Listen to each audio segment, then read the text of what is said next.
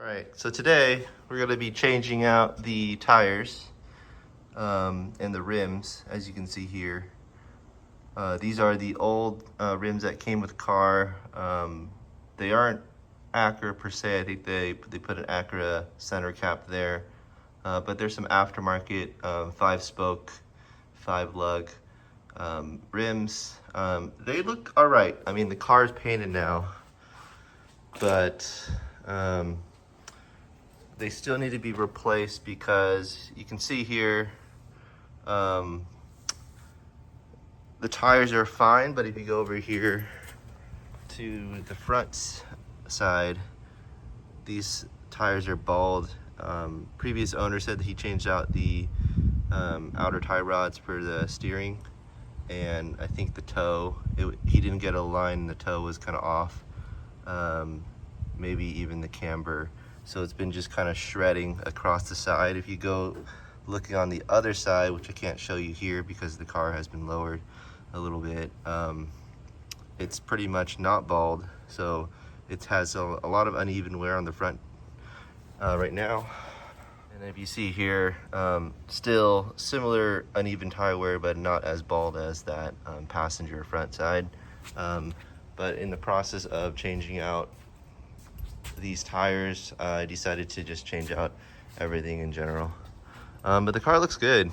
You can see here, this is the newly painted RSX Arctic Blue Pearl paint. It's been restored and I'm liking it.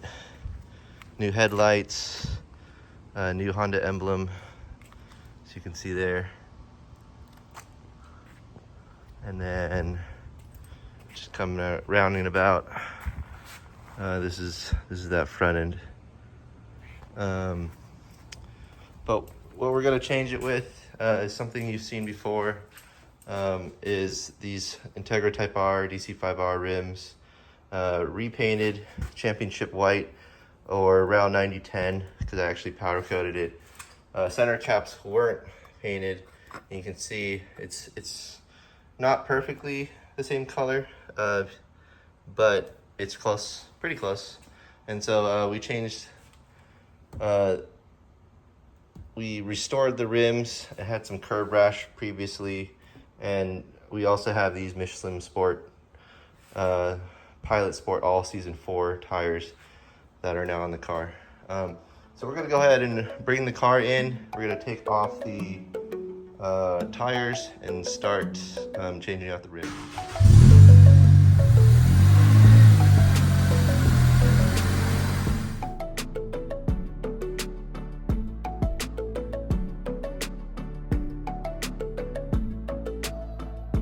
So we're ready to install our wheel spacers.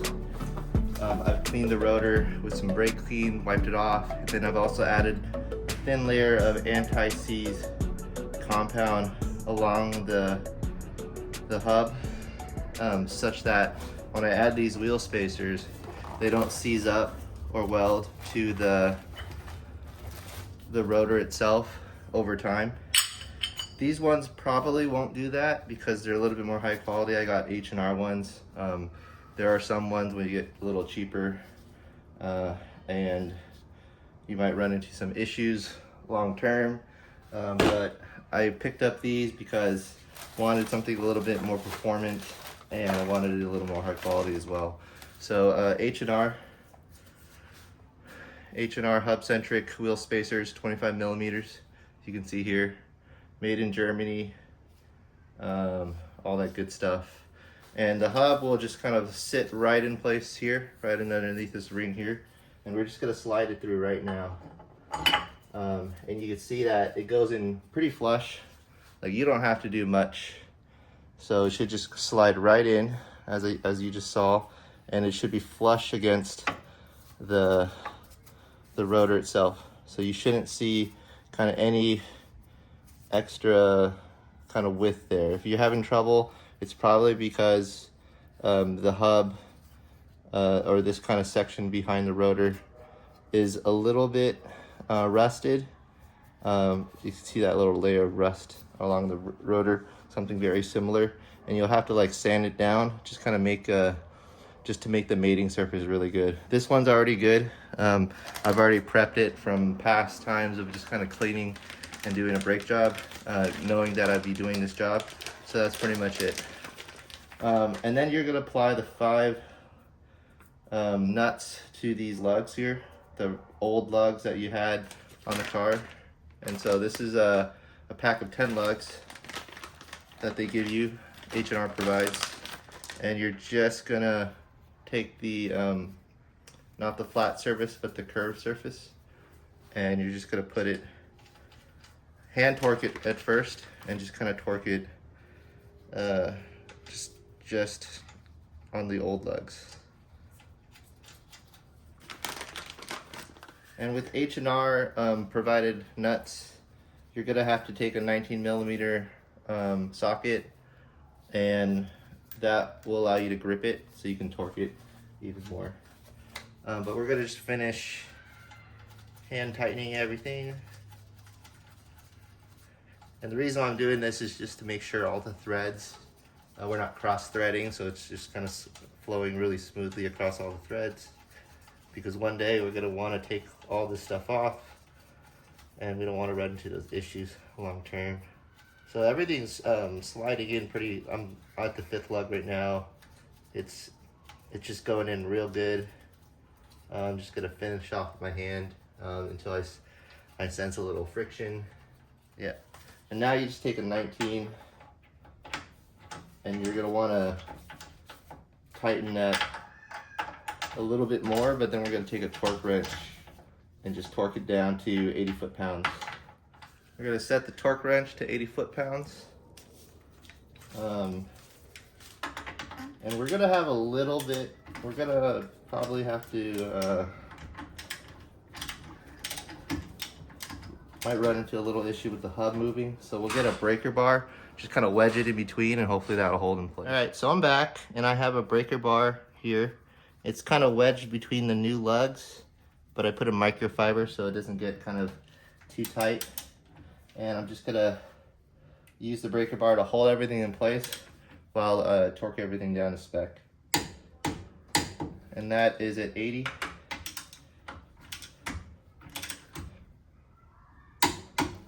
That's also at 80.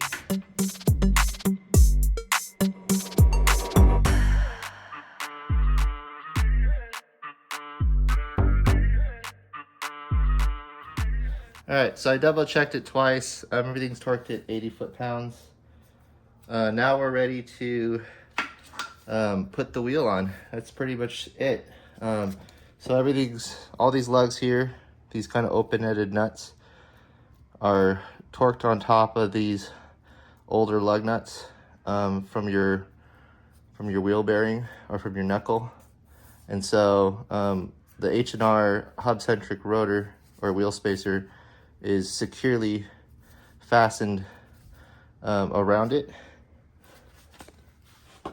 As you can see here, this is the other one that we haven't installed. So it just kind of sits there, so it's not going to be like all centered. It's not going to wobble weird when you're driving. And then this is going to push it out 25 millimeters. We're going to throw the wheel on, and we should be good to go on this side.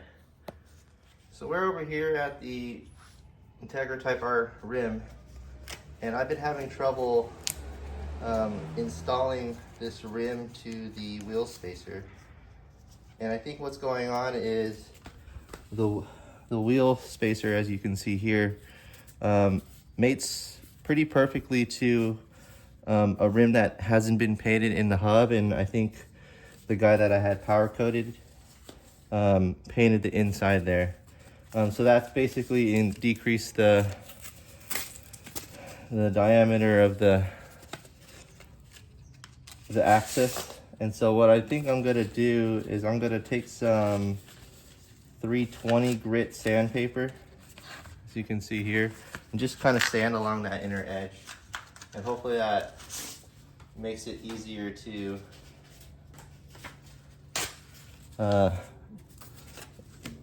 put the hub-centric wheel spacer back on. So I'm gonna do that now.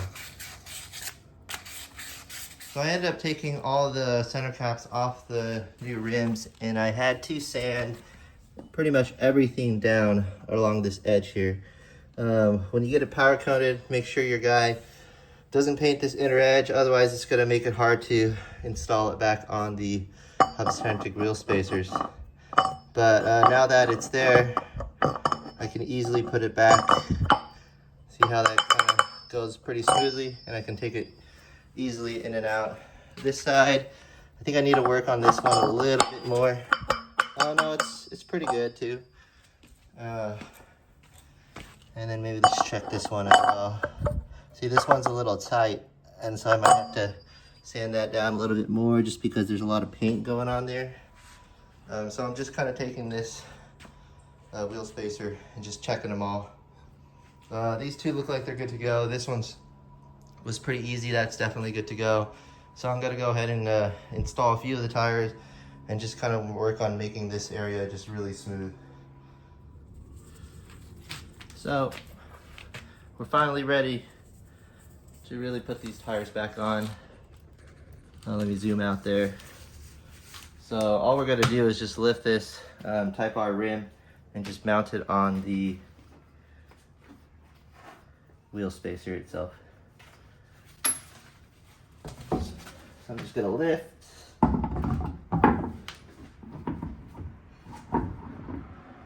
And it should just go pretty smoothly, and it does. We're gonna have to get some lugs to just kind of hold it in place. I'm replacing my old lug nuts. You can see these little rusted looking ones. I'm not sure what brand they are, but you can see the metal is starting to get kind of beat up, and they're also getting a little rusty. You see a little brown rust in between. We're gonna change it out with something a little bit more high quality. These are the Rays lug nuts.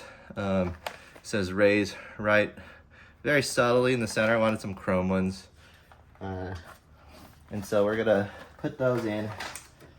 So they give you 20 lug nuts, but 4 of them are actually a wheel lock, and it's very subtle.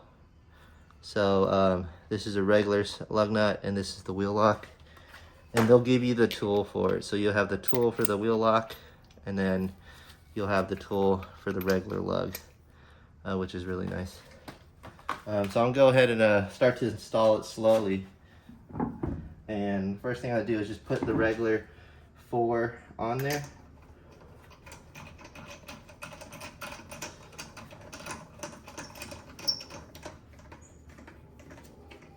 So that one's on tight. Now we're just to take the other ones, slowly put it on.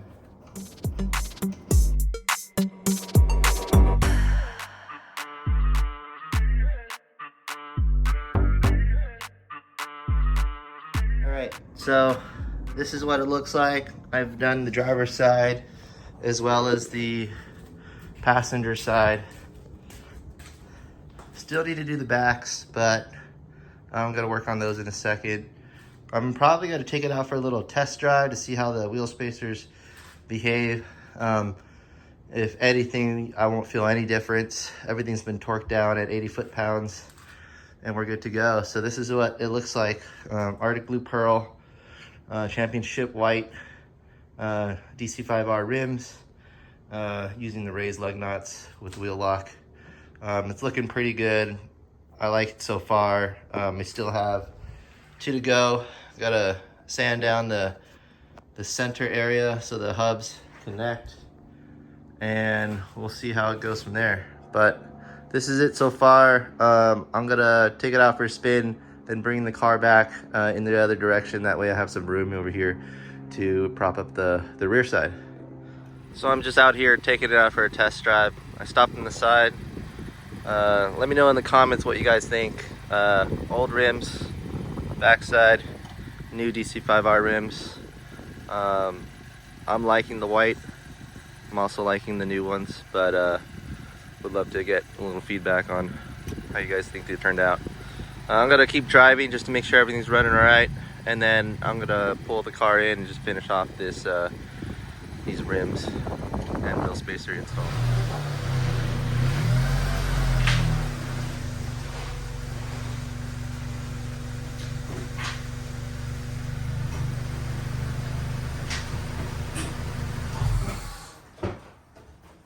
All right, so we're back in the garage. I brought the car the other direction, so now we're ready to just kind of do this side. We're gonna take off the rims, bring the car up, obviously loosen the lug nuts first, and then we're gonna put the wheel spacers on, put the new rims on, and we should be good to go there.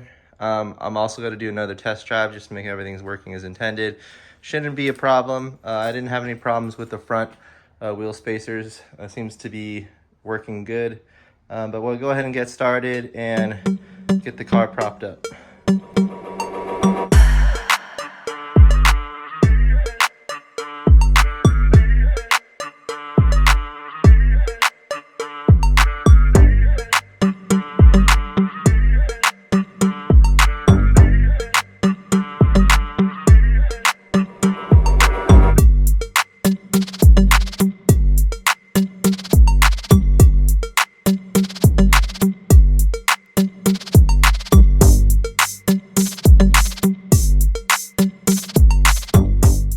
All right, we just finished the rear side.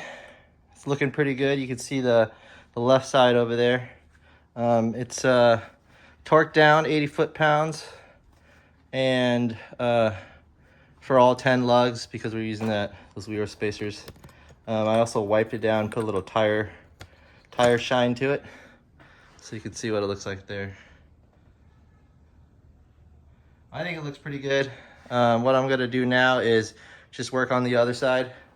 So on this side, which is the last side we need to do, I've already placed the H&R wheel spacer on there, the 25mm. So these kind of open nuts, torque them down roughly around 82 foot-pounds. I put a little heavier. After I drive about 100 miles, I'll probably take the wheels off again and then retorque them just to make sure they're still snug on tight. And then these ones we're just gonna put on. H&R has their little branding here. They look really good. And pretty much we're just gonna slap the wheel on and then we'll be done. So we're pretty much ready to bring the car down. I've taken out the jack stand, so we're just gonna bring down the jack and the rest of the car will just kind of sit on the new tires.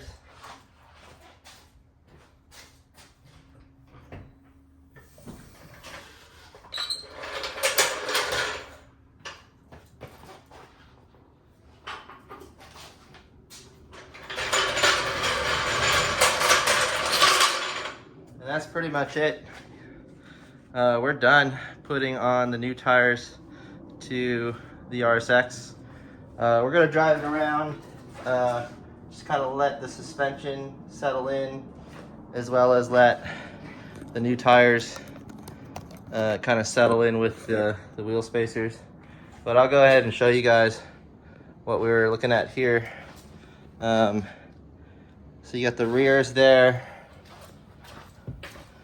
and you have the fronts. And then on this passenger side, the same thing. So the car looks great. I'll go ahead and take some photos when I'm actually outside of this garage. It's a little tight to get a good angle here. And then we're done with this install. How does it look? The 25mm spacer, obviously I need to get it aligned. It's running a little bit of a negative camber in the front right now, but it looks pretty flush to the wheel well, and you'll see a little bit better when I get it aligned because the top is just kind of angling towards the car. But I think 25 looks good. We'll see how it performs and how it drives. I think like 15 offset, 15mm spacers would have brought it back to the OEM Type S offset, and I'm just kind of pulling it out with the 25mm, 10 millimeters out with the 25mm spacers. So more to come on the photos and the fitment, but we're pretty much done here. Thanks for watching.